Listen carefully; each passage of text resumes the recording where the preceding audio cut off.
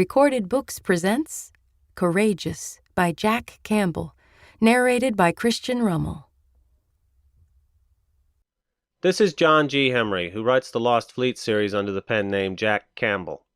I spent a career in the U.S. Navy doing a bit of everything. I started out in surface warfare on a destroyer, USS Spruance, in the Atlantic. From there I did a lot of intelligence work, including serving in the Navy's Anti-Terrorism Center, and also served with Amphibious Squadron 5 in the Pacific when we deployed with the 13th Marine Expeditionary Unit on the USS Belleau Wood. My final active duty tour in the Pentagon on the Navy staff took place during the big post-Cold War drawdown. A career like that exposed me to a lot of different experiences and people. One of the reasons I write books like those in the Lost Fleet series is because fewer and fewer people have actual experience with the military anymore. I want to show them what the military is really like, not as some stereotype or idealistic vision, but the day-to-day life, the situations you find yourself in, the challenges you face, and the unique demands the military places upon the people who serve. I also want to show people in the military as fully rounded human beings instead of just props for a story. Science fiction allows me to not only tell those parts of the story, but to show how certain traditions and aspects of the military fit in, no matter where and when you're operating. Some of today's already ancient traditions will no doubt still be around 1,000 years from now. That's for better and for worse, of course. That aspect of the culture of the military may have been best summed up by the Duke of Cambridge, who in 1890 said, "There is a time for everything, and the time for change is when you can no longer help it." Nonetheless, one of the challenges faced by the main character in the Lost Fleet books is to remind the people around him of what else was lost along with some of the traditions he had known. There's a reason why a profession so dedicated to sacrifice as the military hangs on to some of its traditions. But things do change, even in the military. One of the ways I identify with the main character in these books is in the way he sees what he had known, lost in the past. It happens to everyone who serves, long before they themselves are old. The ships whose decks we walked are gone, the bases we served on or passed through have been decommissioned, the aircraft we worked with now sit in museums, and the old enemies are gone, replaced, for the moment at least, with new ones. But there are new ships whose decks feel like those of the old ones, some bases survive, units endure, and squadrons change aircraft and personnel but retain their identity. Some things stay the same as others change, and those changes can far outpace what science fiction once predicted. In the 1960s, Star Trek created a future in which women couldn't command starships. But now, long before we reach the future in which Star Trek was set, there are women commanding warships. No one can actually tell what the future will hold, but the one thing we can be certain of is that it will have a lot of surprises. Now I hope you enjoy The Lost Fleet, Courageous.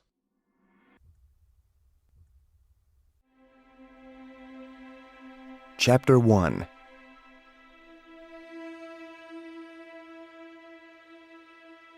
The captain of the Syndicate World's merchant ship approaching the jump point out of Baldur's star system might have been having a good day, right up until the point that several squadrons of Alliance fleet destroyers appeared coming out of that jump point.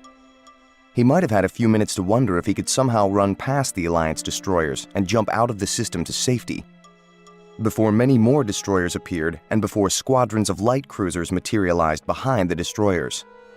He and his crew had definitely run for the merchant ship's one escape pod by the time divisions of heavy cruisers, battle cruisers, and battleships emerged from the jump point.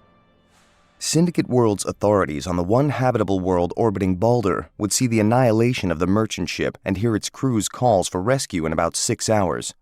About the same time the light from the jump point reached them and they saw that the Alliance fleet had appeared in their backwater star system. They wouldn't be having a good day either. Rapier and Balawa report destruction of the Syndic merchant ship. One escape pod noted leaving the merchant ship. Singhata reports destruction of the automated traffic management buoy monitoring the jump point. The watchstander's voice rang calmly and clearly across the bridge of the Alliance battlecruiser Dauntless. No minefields detected or suspicious anomalies cited. Captain John Blackjack Geary nodded to acknowledge the words. His attention focused on the display floating before his command seat.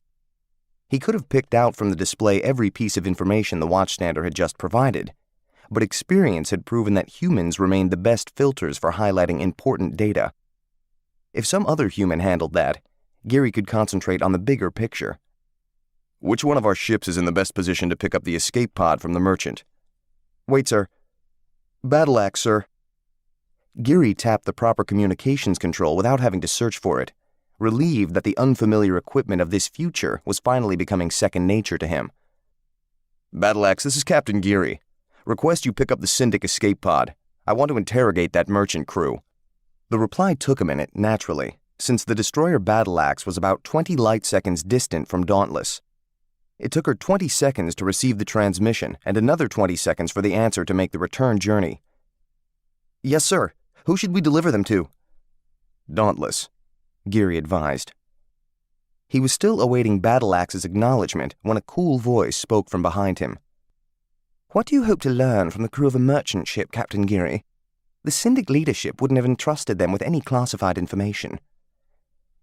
Geary glanced back, seeing that Victoria Rione, co-president of the Callous Republic and a senator of the Alliance, was giving him a curious look. That ship was about to jump out of the system. That means they likely jumped into the system within the last few weeks instead of being a purely in-system trader.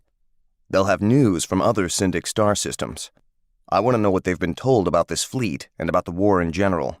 I also want to see if we can get them to cough up any rumors they've heard in their travels. You think that information will be valuable? Rione pressed. I have no idea, but if I don't get it, I won't know, will I? She nodded, giving little clue to her opinion. Not that Geary found that unusual. He and Rione had been lovers for a few weeks, in the physical sense of the word, but she had been distant since just before they had left Ilion's star system, and he had yet to learn why. Then perhaps you should have the prisoners delivered to Vengeance, Rione added. That battleship has the best interrogation facilities in the fleet, or so I've heard. Captain Tanya Dejani, sitting to one side of Geary, jerked her head around and spoke coldly. Dauntless has excellent interrogation facilities and can ensure Captain Geary receives every measure of support he requests. Dejani wasn't about to let anyone imply that any other ship in the fleet was in any way superior to her ship. Rione gazed back impassively at Dauntless's commanding officer for a moment, then inclined her head slightly. I did not mean to imply that Dauntless could not carry out the mission effectively. Thank you, Dejani replied, her voice no warmer. Geary tried not to frown. Dejani and Rione had apparently been just one step shy of going for each other's throats ever since Ilion, and he hadn't been able to find out the cause of that either. Bad enough he had to worry about— To keep listening to this audiobook, I've left you a link in the description so you can do it, at no cost thanks to Audible's 30-day free trial.